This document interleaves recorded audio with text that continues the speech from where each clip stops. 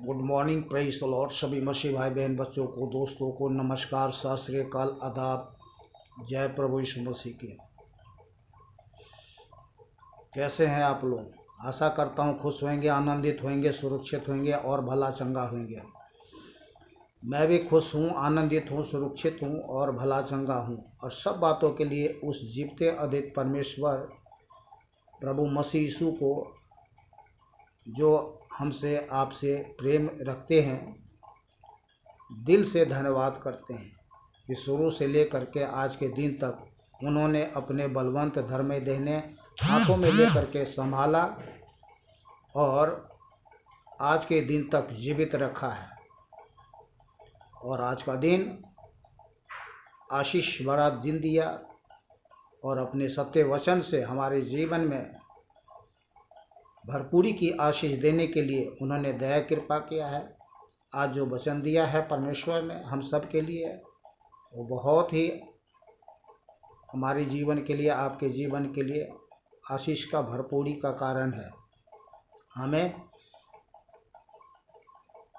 आप जब वचन सुनते हैं तो शुरू से लेकर के आखिरी तक वीडियो को देखें, वचन को सुने और आमीन के साथ वचन को ग्रहण करें और पिता परमेश्वर यीशु मसीह को धन्यवाद करें। चलिए वचन में जाने से पहले एक छोटी सी प्रार्थना कर लेते हैं। पिता दयालु अनुग्रहकारी करुणामय परमेश्वर, अब्बा पिता, मैं धन मसीह आप जीवते अद्वैत परमेश्वर यीशु के नाम से आपके चरणों में आता हूं और धन्यवाद करता हूं सबसे पहले कि आपने अपने प्रेम के निमित्त हमारे जीवन में प्रत्येक भाई बहन बच्चे लोगों को जीवन में, जो आप जीवते अद्वैत परमेश्वर पर आशा रखते हैं, भरोसा रखते हैं, विश्वास करते हैं, हर प्रकार से भलाई किया है, कर रहे हैं और आज का दिन और आगे भी आप करते रहना प्रभु यीशु के नाम से। वीडियो जितने भी भाई बहन बच्चे लोग वीडियो देखते हैं, सुनते हैं, प्रभु इनके जीवन में अधिकाई से आपका वचन बसने पाए। हालेलुया। और आपके सत्य वचन के अनुसार प्रत्येक भाई बहन लोगों को जीवन में आशीष मिले। इन लोगों को जीवन में आपका सत्य वचन का प्रकाश चमके प्रभु जी, और सब बातों के लिए जो आपने किया है, कर रहे हैं, धन्यवाद करते जीवन जिए प्रभु यीशु के नाम से। आपके हाथों में सौंपते हैं, आपके लहू में छुपा देते हैं अपने आप को, प्रत्येक भाई बहन बच्चों को। छोटी सी प्रार्थना विनती हमारे उद्धारकर्ता एक माँ जीवित अद्वैत परमेश्वर प्रभु मसीह यीशु के नाम से मांग लेते हैं, आमीन। बोलिए आमीन। आमीन मिस होता है तथास्तु, अर्थात ऐसा ही हो। तो चलिए शुरू करते हैं।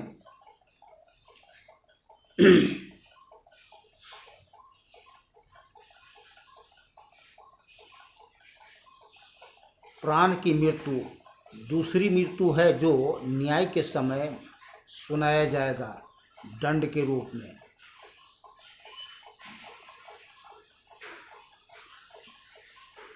प्राण की मृत्यु दूसरी मृत्यु है जो न्याय के समय सुनाया जाएगा दंड के रूप में। इब्रानियां 9 अध्याय 27 आयत में लिखा हुआ है। और जैसे मनुष्य के लिए एक बार मरना और उसके बाद न्याय का होना नियुक्त है, फिर से रिपीट कर रहा हूँ, और जैसे मनुष्य के लिए एक बार मरना और उसके बाद न्याय का होना नियुक्त है, इसलिए हम में से प्रत्येक लोगों को सावधान हो जाना चाहिए और इस भूल में नहीं रहना चाहिए कि शारीरिक मृत्यु के बाद कहीं कुछ नहीं है और न होगा। देखिए, हमारे और आपके संसार के जगत में जितने भी पापी प्राणी हैं, धर्मी बहुत कुछ कम लोग हैं और धर्मी भी हैं। परमेश्वर ने लोगों को धर्मी ठहराया है। जितने लोग जीवते अद्वैत यीशु मसीह पर विश्वास किया है, परमेश्वर ने उसको धर्मी ठहराया है। बाकी जो लोग आज परमेश्वर से अलग होकर के जीवन जी रहे हैं, वो एक पापमय जीवन है। और पापमय जीवन पापी जो पाप में जीवन व्यतीत कर रहे हैं, शारीरिक जीवन जीते हैं, तो मनुष्य इस शारीरिक जीवन में पाप करके दुख भोग रहा है, और जो दुख भोग रहा है ये सामने प्रकट है, हम सबके सामने दिखाई दे रहा है। ये कोई कम सहनीय नहीं है, असहनीय जीवन है। फिर भी लोग क्या करते हैं, पाप करते हैं, और पाप करके मृत्यु का कौर हो जाते हैं। और परमेश्वर नहीं चाहता कि कोई भी प्राणी, कोई भी पापी प्राणी मर जाए, नाश हो जाए, मृत्यु का कौर हो जाए। चलिए इसको देखते हैं। यजकेल 18 अध्याय 4 आयत में देखो, ध्यान से सुनो। देखो, सबों के प्राण तो मेरे हैं, जैसे पिता का प्राण वैसे ही पुत्र का भी प्राण। देखो, सबों का प्राण तो मेरे हैं, जैसे पिता का प्राण वैसा ही पुत्र का भी प्राण है। दोनों मेरे ही है, इसलिए जो प्राणी पाप करे वही मर जाएगा। तो परमेश्वर हमें पाप करने से, मरने से, मृत्यु की कौर होने से, बहुत बड़ी दुख, दरिद्रता, संकट, भारी बीमारी, परेशानी से, नीचे नरक से बचाना चाहते हैं।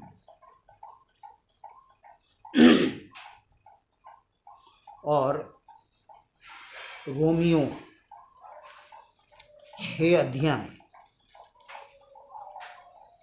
23 आयत में लिखा है, क्योंकि पाप की मजदूरी तो मृत्यु है। मनुष्य जो है इस संसार में, जितने पापी प्राणी हैं, वो अपनी मजदूरी में क्या प्राप्त कर रहे हैं, मौत, मृत्यु। तो आज हम मृत्यु की ही बात कर रहे हैं। आज मृत्यु के बारे में ही जानेंगे कि मृत्यु कितना भयानक है, खतरनाक है, और कष्टकारक और दुख दंडनीय भोग है जो मनुष्य कर रहा है। क्योंकि पाप की मजदूरी तो मृत्यु है। मृत्यु कोई खेल नहीं है। मृत्यु जो है बहुत भयानक है और कष्टकारक है। हाँ, कुछ लोग इस संसार में बड़ी सुख भोग विलास करके जीवन जी लेते हैं, उनको लगता है कि सब ठीक है, और ठीक नहीं है। न्याय के बाद, जैसा मैंने आपको इब्रानियाँ 9 के 7 में आयत में बताया, 27 में आपको पढ़ के सुनाया कि मनुष्य के लिए मरना, फिर से मैं पढ़ के सुना रहा हूँ। मैं अपने तरीके से, गलत वचन है ये, परमेश्वर का सत्य वचन है, और इसको हम गलत तरीके से नहीं पढ़ सकते हैं। और जैसे मनुष्य के लिए एक बार मरना और उसके बाद न्याय का होना नियुक्त है, तो न्याय के समय में क्या जवाब देंगे, कौन सी जवाब देंगे? सबको जवाब देना पड़ेगा, और कोई जवाब दे नहीं पाएगा। फिर क्या होगा?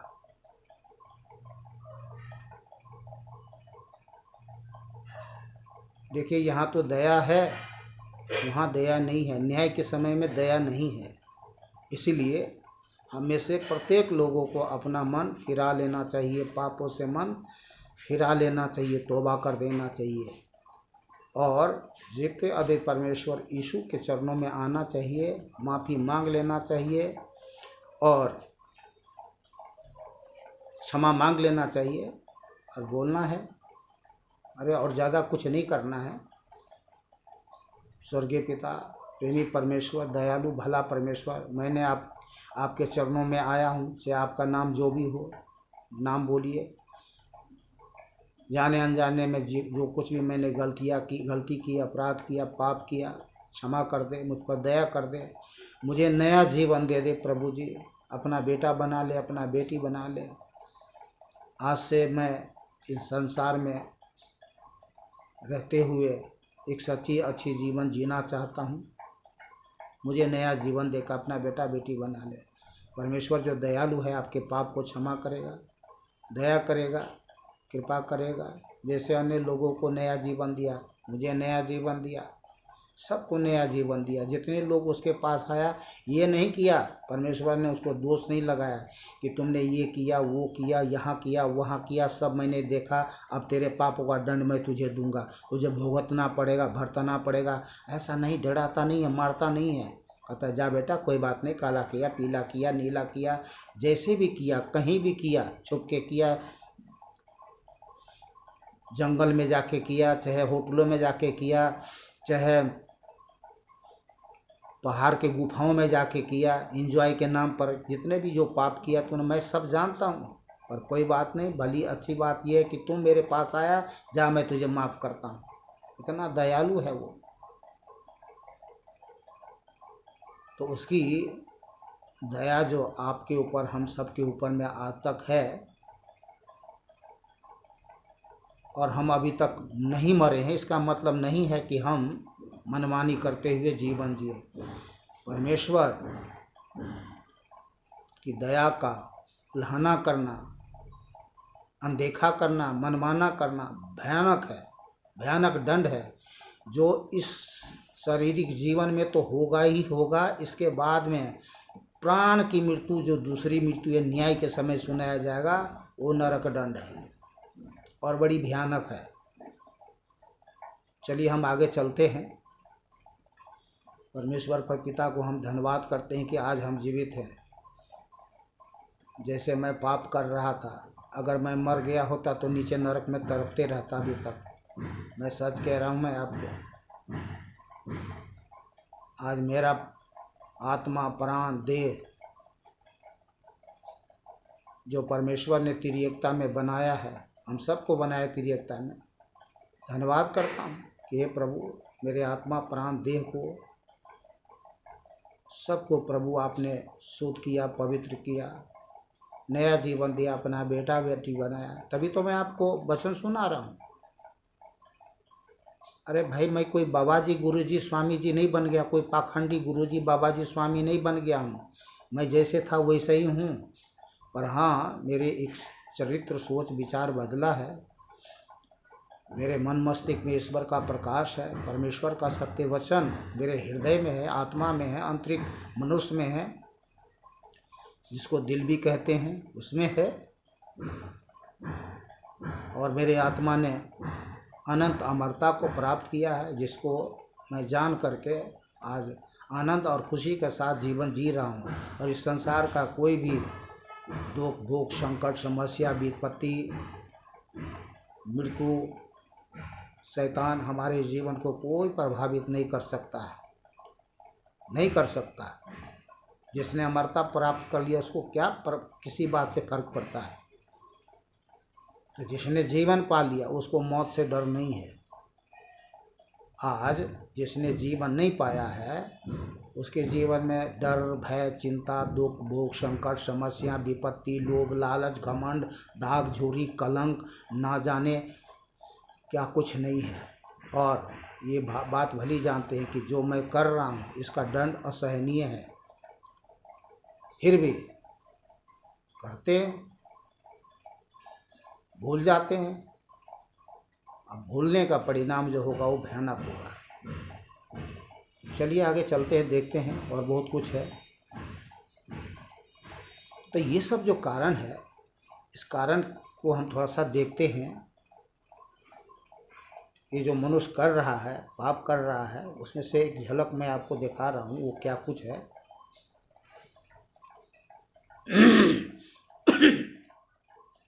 रोमी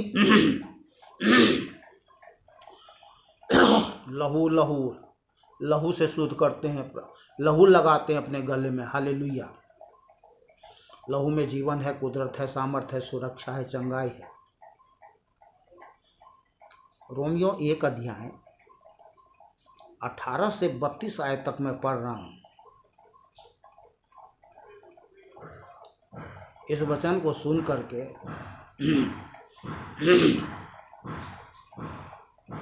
रूह कांप जाना चाहिए। परमेश्वर का क्रोध तो उन लोगों की सब अभक्ति और, ध्यान करें, परमेश्वर का क्रोध तो उन लोगों की सब अभक्ति और अधर्म पर स्वर्ग से प्रकट होता है, जो सत्य को अधर्म से दबाए रखते हैं। सत्य को अधर्म से दबाए रखते हैं, इसलिए कि परमेश्वर के विषय का ज्ञान उनके मनों में प्रकट है, क्योंकि परमेश्वर ने उन पर प्रकट किया है। बाद में ये नहीं कह सकता है कि हे प्रभु मैं नहीं जानता था, नहीं, प्रकट किया है। उसके अनदेखे गुण अर्थात उसकी सनातन सामर्थ्य और परमेश्वरत्व जगत की सृष्टि के समय से उसके कामों के द्वारा देखने में आते हैं, यहाँ तक कि वे निरुत्तर है। इस कारण कि परमेश्वर को जानने पर भी उन्होंने परमेश्वर के योग्य बड़ाई और धन्यवाद न किया। जानने पर भी बड़ाई, स्तुति, बड़ाई, प्रशंसा, धन्यवाद न किया, परंतु व्यर्थ विचार करने लगे, यहाँ तक कि उनका निर्बुद्धि मन अंधेरा हो गया। वे अपने आप को बुद्धिमान जताकर मूर्ख बन गए और अविनाशी परमेश्वर की महिमा को नाशवान मनुष्य,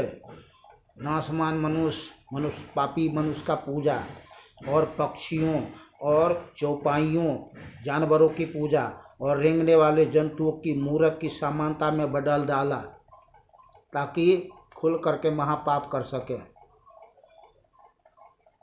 तभी देख रहे हैं ना, लोग जानवर की पूजा कर रहे हैं, पापी पाखंडियों की पूजा कर रहे हैं और उनके साथ में भोग विलास मौज मस्ती कर रहे हैं।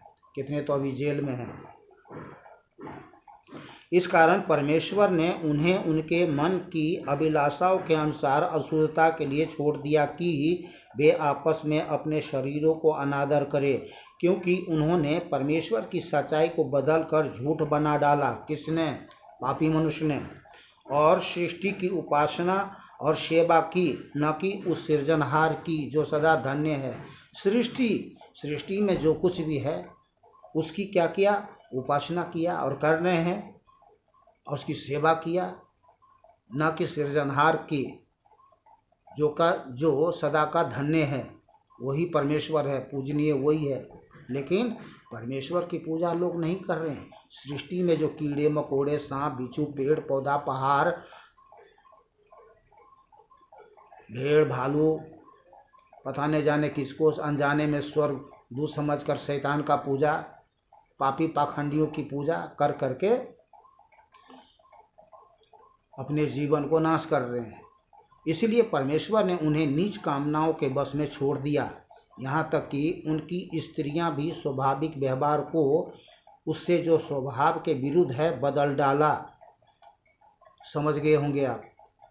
वैसे ही पुरुष भी स्त्रियों के साथ स्वाभाविक व्यवहार को छोड़कर आपस में कामातुर होकर जलने लगे, और पुरुषों ने पुरुषों के साथ निर्लज काम करके अपने भ्रम का ठीक फल पाया। ये सब बातें प्रकट है मनुष्य के सामने में, और कर भी रहे हैं लोग, किया है और कर रहे भी रहे हैं अभी तक लोग।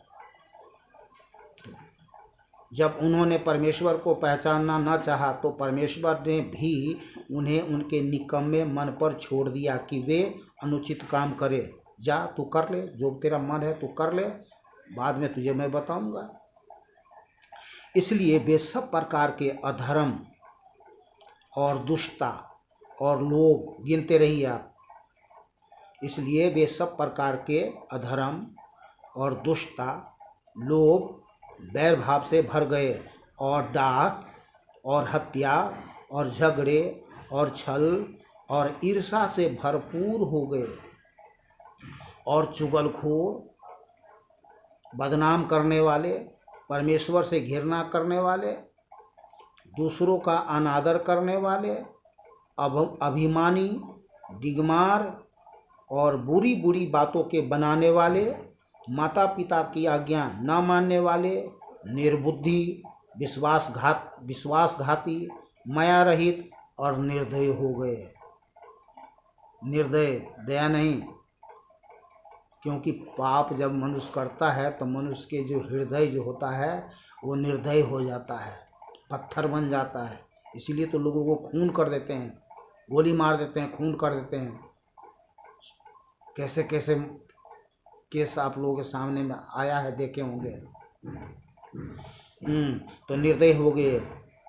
वे तो परमेश्वर की यह विधि जानते हैं कि ऐसे ऐसे काम करने वाले मृत्यु के दंड योग होंगे। क्या होंगे? मृत्यु का दंड। बोलिए मृत्यु का दंड, मुंह से बोलिए तब बचोगे आप। मृत्यु के दंड के योग्य हैं तो भी न केवल आप ऐसे काम करते हैं वरन करने वालों से प्रसन्न होते हैं। तो ये है मृत्यु का दंड का कारण। और ये प्राण, शारीरिक तो होगी, प्राण की भी होगी। जब ये शारीरिक असहनीय दुख है, मृत्यु है, तो प्राण की तो बड़ी भयानक है।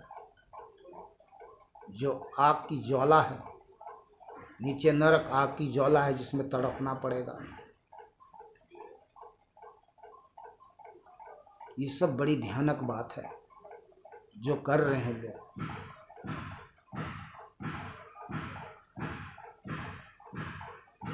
चलिए आगे देखते हैं। रोमियो 8 अध्याय, रोमियो 8 अध्याय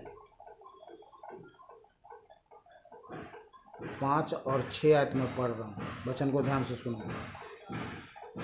क्योंकि शारीरिक व्यक्ति शरीर की बातों पर मन लगाते हैं परंतु आध्यात्मिक आत्मा की बातों पर मन लगाते हैं। शरीर पर मन लगाना तो मृत्यु है। कमाना, खाना, भोग विलास, मौज मस्ती, ये सब क्या है? मृत्यु है।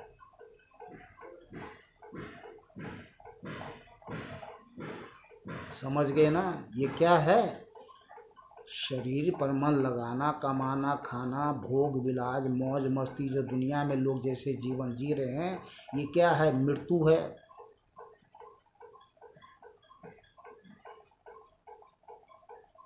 परंतु आत्मा पर मन लगाना जीवन और शांति है। आत्मा पर मन लगाना जीवन और शांति है। जीवन चाहते हैं, शांति चाहते हैं तो आत्मा पर मन लगाए।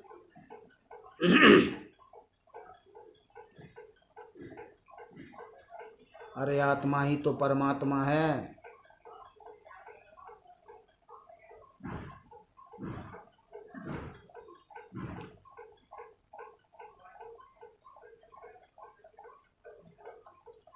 रोमियो 5 का 12 आयत,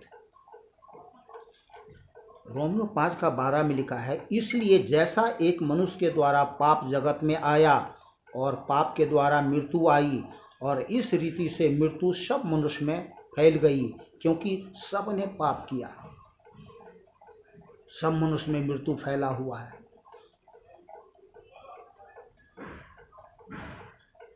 लोग मृत्यु के बस में है। मृत्यु की प्रभुता मनुष्य के जीवन में है। आज कोई भी प्राणी मृत्यु से क्यों डरते हैं? क्योंकि मृत्यु का मारा और हरा हुआ है। और जब कोई मरते हैं तो मृत्यु को क्या करते हैं? सर टिका कर झुकाते हैं। मुझे मत, ये तो मर गया, ये मुझसे ज़्यादा बड़ा पापी था, ये मर गया, पाप इसने किया, मैंने नहीं किया हूँ, मुझे मत मारना, मैं तो तुम्हारा गुलाम हूँ, तू ही मेरा आका और मेरा काका, तू ही मेरा बाप है, तू ही मेरा ईश्वर है, मुझे मत मारना। नमस्कार करने का मतलब यही होता है। अरे भाई, पापी लोग को ये ज्ञान बुद्धि होना चाहिए, समझ होना चाहिए कि मृत्यु हमारा आका काका बाप नहीं है, वो हमारा ईश्वर नहीं है, वो हमारा स्वामी नहीं है, वो क्रूर है, क्रूर शैतान है, वो किसी को नहीं बख्शता है। चाहे छोटा बच्चा हो या जवान हो या बूढ़ा हो, कोई भी हो, वो सबको निगल जाता है। इसलिए उसके सामने मत झुको। झुकना है तो केवल जीवित अद्वैत परमेश्वर के सामने में झुको, जो हमको, आपको, हम सबको, जगत के सभी पापी प्राणी को, वही हमें उससे बचा सकता है, वही हमें उससे छोड़ा सकता है।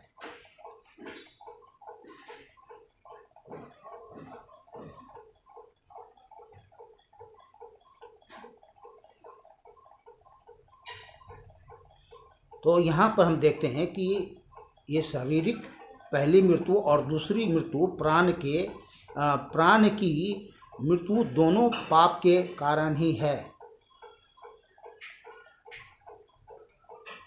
रोमियो 7 अध्याय 24 आयत। मैं कैसा अभागा मनुष्य है, मुझे इस मृत्यु के देह से कौन छुड़ाएगा? कोई नहीं छुड़ाएगा, छुड़ाने वाला एक ही है, स्वयं परमेश्वर, जो स्वर्ग को छोड़ करके इस दुनिया में आया और आपसे, हमसे, जगत के सभी पापी प्राणियों से प्रेम किया, और उसका नाम है यीशु मसीह, और दूसरा कोई नहीं। जैसा बाइबल पवित्र शास्त्र में लिखा है, किसी दूसरे के द्वारा उद्धार नहीं, स्वर्ग के नीचे मनुष्य में और कोई दूसरा नाम नहीं दिया गया जिसके द्वारा हम उद्धार पाए, आप उद्धार पाए, या कोई पापी प्राणी उद्धार पाए। कोई नाम है ही नहीं दूसरा जिसके द्वारा हम उद्धार पाए। इन बातों को परमेश्वर सभी पापी मनुष्य पर प्रकट कर रहा है कि मैं अपने आप को तुम्हारे लिए दे दिया, मनुष्य बन करके आया, इस जगत में आया, मैंने तुम्हारे लिए अपना नाम दे दिया, ताकि उस नाम की जीवन का सीढ़ी पे चढ़ करके तुम मृत्यु से पार हो जाओ। जहाज बन गया ताकि मृत्यु की इस दलदल से उस पार तुम पहुंच सको।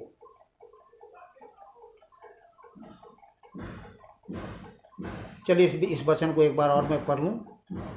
मैं कैसा अभागा मनुष्य है। अभागा नहीं है तो क्या है?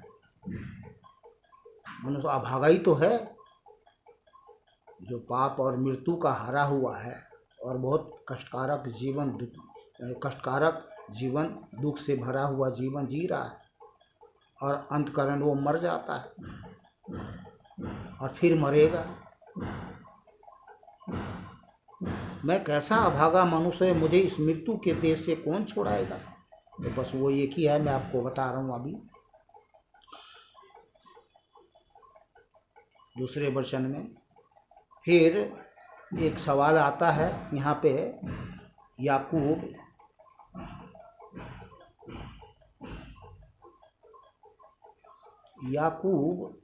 1 अध्याय, जब मनुष्य अपने पाप के कारण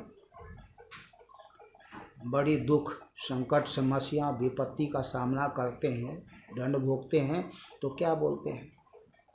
ईश्वर हमसे परीक्षा ले रहा है, हमारे न जाने कौन सी पापों का परीक्षा ले रहा है। मनुष्य स्वयं जान रहे हैं कि हमने, इसका मतलब है कि न जाने कौन सी पापों का परीक्षा ले रहा है।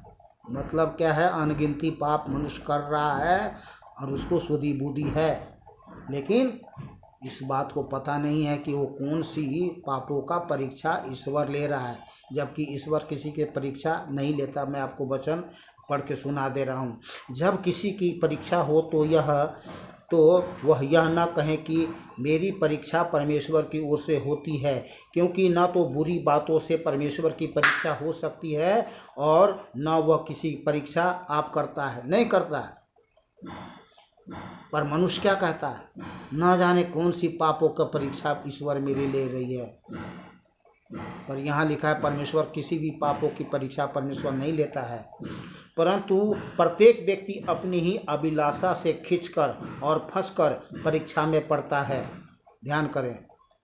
फिर अभिलाषा गर्भवती होकर पाप को जनती है, अर्थात जन्म देती है, और पाप जब बढ़ जाता है तो मृत्यु को उत्पन्न करता है। पाप जब बढ़ जाता है तो मृत्यु को उत्पन्न करता है, और मृत्यु एक बहुत जहरीला डंक मारने वाला शैतान है। इसको हम देखते हैं, पहला कुरिन्थियों 15 अध्याय 56 आयत में, मृत्यु का डंक पाप है। मृत्यु का जो डंक है वो क्या है? पाप है। समझ गए ना होंगे? अरे बिच्छू का डंक मारने से लोग क्या है? रोता है, सोता नहीं है। पर मृत्यु का जो डंक पाप है, इससे क्या है? लोग सोता है, यानी बेसुध हो जाता है और पाप करते रहता है, बेसुध हो जाता है, बेहोश हो जाता है। उसको कुछ समय के लिए अच्छा लगता है, मज़ा आता है, पाप करने में मज़ा आता है। मज़ा नहीं आएगा तो सब लोग क्यों पाप करेगा? और अंत में उसका सज़ा बड़ी भयानक है। अंत में सज़ा भयानक है। एग्जाम्पल के तौर पे, किसी को खुजली की बीमारी हो तो वो खूब खुजवाने में तो मज़ा आता है, लेकिन जैसे खुजवाना छोड़ दो, इसके बाद में क्या है? भकभकाना शुरू हो जाता है, पीड़ा देना शुरू हो जाता है। ऐसे ही है ये पाप, ये मृत्यु का डंक है ये। और मृत्यु जो है अपना डंक सभी पापी प्राणी में मारते ही रहता है, यानी पाप करवाते ही रहता है। परमेश्वर पापी नहीं जो किसी से पाप करवाए। परमेश्वर धर्मी है, मनुष्य को धर्मी बनाता है, और इसीलिए तो इस दुनिया में आया। प्रभु यीशु मसीह धर्मी बनाने के लिए आया, पापी को धर्मी बनाने आया। वो कैसे?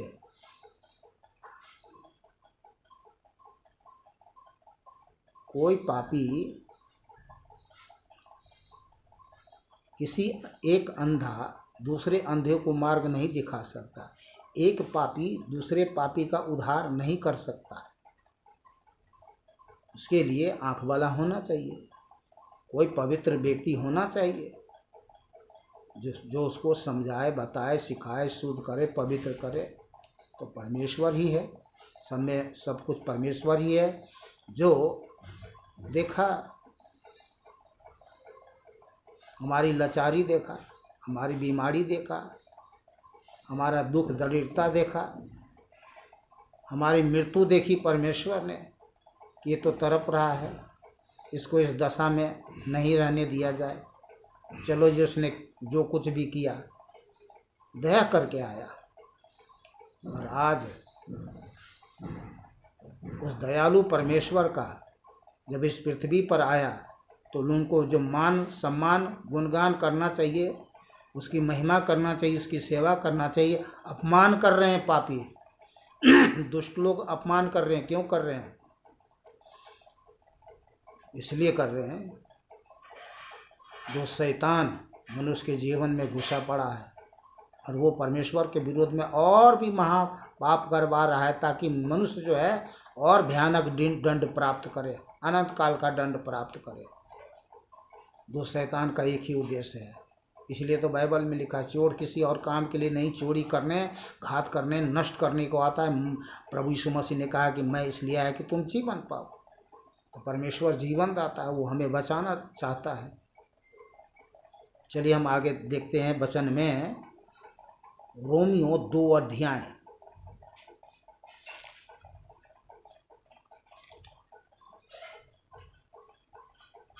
रोमियो 2 अध्याय 8 और 9 आयत।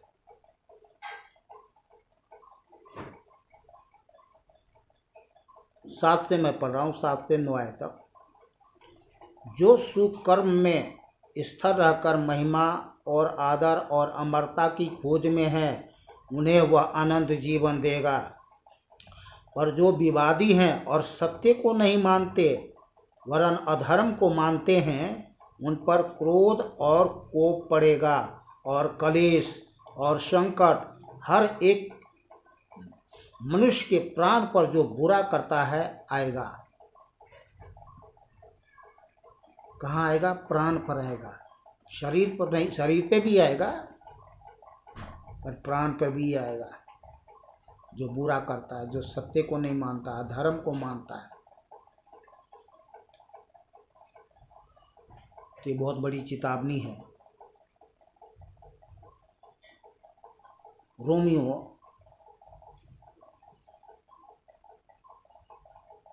5 अध्याय,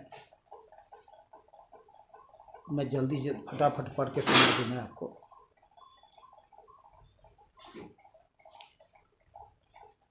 5 अध्याय 15 से 17। पर जैसी अपराध की दशा है वैसी अनुग्रह के वरदान की नहीं, क्योंकि जब एक मनुष्य के द्वारा अपराध से बहुत लोग मरे तो परमेश्वर का अनुग्रह और उसका जो दान एक मनुष्य के अर्थात यीशु मसीह के अनुग्रह से हुआ, बहुत से लोगों पर अवश्य ही अधिकाई से हुआ। जैसा एक मनुष्य के पाप करने का फल हुआ, वैसा ही दान की दशा नहीं, क्योंकि एक ही के कारण दंड की आज्ञा का फैसला हुआ, परंतु बहुत से अपराधों के कारण ऐसा वरदान उत्पन्न हुआ कि लोग धर्मी ठहरे।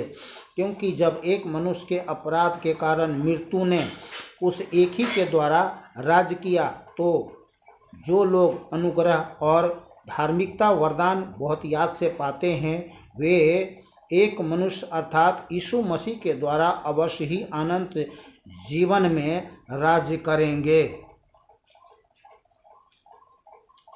और राज करेंगे। और 21 आयत पढ़ रहा हूँ मैं, कि जैसा पाप ने मृत्यु फैलाते हुए राज किया, वैसा ही हमारे प्रभु यीशु मसीह के द्वारा अनुग्रह भी अनंत जीवन के लिए धर्मी ठहराते हुए राज्य करें। बोलिए आमीन।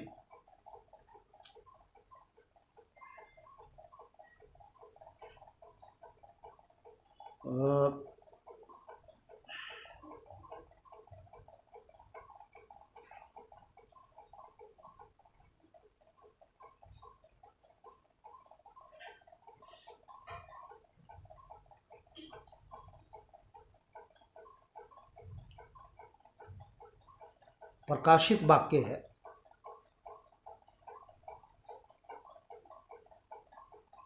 इक्कीस अध्याय।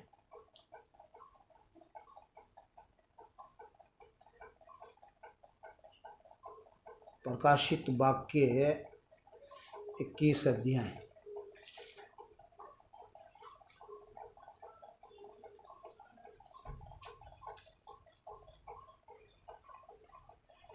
चलिए मैं आपको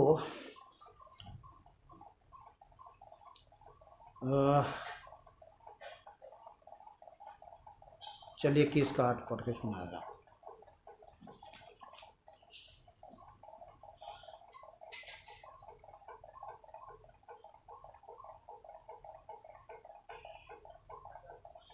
परंतु डरपोकों और विश्वासियों और घिनौनों और हत्यारों, बेविचारियों और टोनहों और मूर्ति पूजकों और सब झूठों का भाग उस झील में मिलेगा जो आग और गंधक से जलती रहती है। ये दूसरी मृत्यु है। ये शारीरिक मृत्यु नहीं है, ये दूसरी मृत्यु है, अर्थात प्राण की मृत्यु है।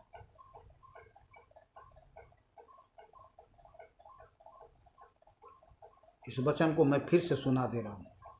परंतु डरपोकों और विश्वासियों, जो परमेश्वर पर विश्वास नहीं करते हैं, और घिनौनों और हत्यारों और बेविचारियों और टोनहों, मूर्ति पूजकों और सब झूठों का भाग उस झील में मिलेगा जो आग और गंधक से जलती रहती है। यह दूसरी मृत्यु है। तो हमें मन फिराना चाहिए, डरना चाहिए,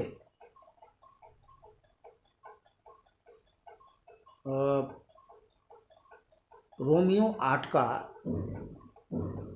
बचाव ये है, हमें बचने के लिए परमेश्वर ने जो अनुग्रह दया कृपा किया है। अतः अब जो मसीह यीशु में है उन पर दंड की आज्ञा नहीं है। अगर हमें दंड से बचना है तो हमें जीते अद्वैत परमेश्वर यीशु के पास आकर के, जैसा मैंने आपको बताया कि हमें अपने पापों को मान लेना चाहिए, क्षमा मांग लेना चाहिए। परमेश्वर दयालु है, क्षमा करेगा। अतः अब जो मसीह यीशु में है उन पर दंड की आज्ञा नहीं, क्योंकि वे शरीर के अनुसार नहीं वरन आत्मा के अनुसार चलते हैं। क्योंकि जीवन की आत्मा की व्यवस्था ने मसीह यीशु में पाप की और मृत्यु की व्यवस्था से स्वतंत्र कर दिया है। पाप और मृत्यु की व्यवस्था से स्वतंत्रता पाना चाहते हैं तो प्रभु यीशु मसीह पर विश्वास कर लें, बस। और कुछ नहीं करना, और कुछ नहीं करना आपको। कोई धर्म कर्म, सोना चांदी रुपया पैसा, भेड़ बकरा, पान फूल मिठाई, भैंसा चढ़ाना, अपने आप को बलि करना, बच्चों को बलि करना, ये सब कुछ नहीं करना है।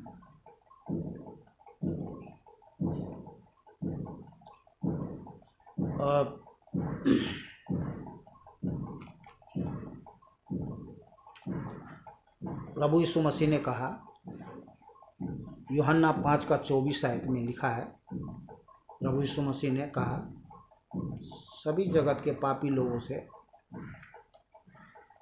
मैं तुमसे सच सच कहता हूँ, जो मेरा वचन सुनकर मेरे भेजने वालों पर विश्वास करता है, अनंत जीवन उसका है। विश्वास करते हैं, अनंत जीवन पाना चाहते हैं? मैं तुमसे सच सच कहता हूँ, जो मेरा वचन सुनकर मेरे भेजने वालों पर विश्वास करता है, अनंत जीवन उसका है और उस पर दंड की आज्ञा नहीं होती। उस पर दंड की आज्ञा नहीं होती, परंतु वह मृत्यु से पार होकर जीवन में प्रवेश कर चुका है। मृत्यु से पार, शारीरिक मृत्यु से भी, प्राण की मृत्यु से भी पार हो चुका। होगा नहीं, हो चुका। साधन सुविधा यही है, दे दिया है प्रभु ने। अब बस हमें यही करना है। क्या करना है? बस केवल विश्वास करना है, कर्म नहीं करना है। संसार की आत्मा, दुष्ट आत्मा, शैतान की आत्मा कहता है कर्म करो, धर्म करो। प्रभु मसीह यीशु कहते हैं बस विश्वास करो तुम कि मैं ही तुम्हारा बचाने वाला परमेश्वर हूं और दूसरा कोई नहीं। प्रकाशित वाक्य 2 अध्याय। और प्रभु यीशु मसीह कहते हैं प्रकाशित वाक्य 2 अध्याय में, यदि तुम मुझ पर विश्वास करोगे तो 2 अध्याय 11 में लिखा है, जिसके कान हो वह सुन ले कि आत्मा कलीसियाओं से क्या कहता है। जो जय पाए उनको दूसरी मृत्यु से हानि ना पहुंचेगी। जय पाने वाला कौन है? जिसका विश्वास है कि यीशु मसीह ही परमेश्वर का पुत्र है, वो जय पाने वाला है। तो जो दूसरी मृत्यु है उसे कुछ नहीं हानि होगी।